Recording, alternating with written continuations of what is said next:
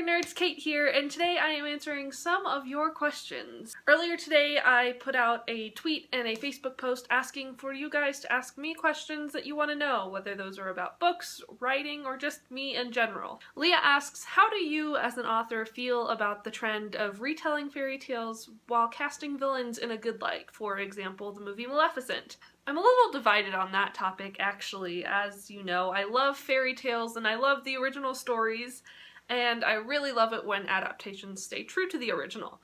That being said, very few people are evil just for the sake of being evil.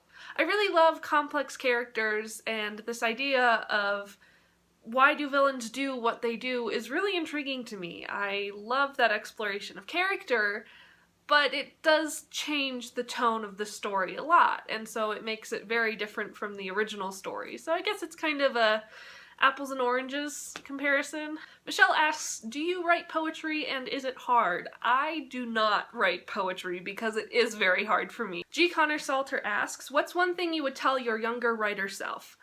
I think that I would tell my younger self to dream big but start small. When I was in first grade, I decided I wanted to write a book, and not just a book, I wanted to write a series of mystery books with one of my friends who was an artist and could illustrate it.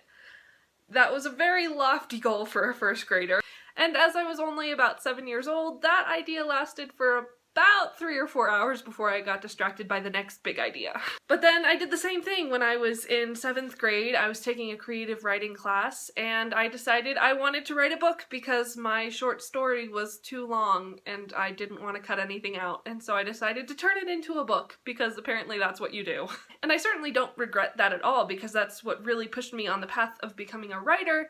But I think I should have spent a lot more time in my early writing stages doing shorter stories. It wasn't until I got to college that I really started writing articles and short stories and shorter pieces of fiction, and that's when I really started making progress as a writer. That's not to say that I wasted all that time in middle school and high school that I spent working on these different books, because I certainly improved my writing skills during that time. But I sort of wish that I'd picked a smaller goal when I first started writing, because it took a very long time before I actually felt like I was a writer.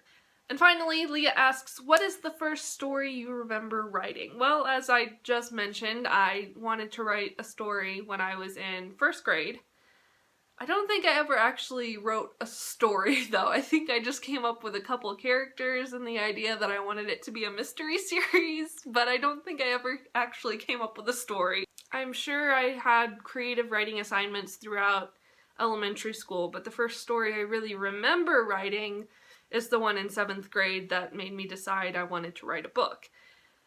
We were supposed to write a short story, probably a couple thousand words or less was our limit, and I had too many characters and too much plot going on to fit into that short amount of space.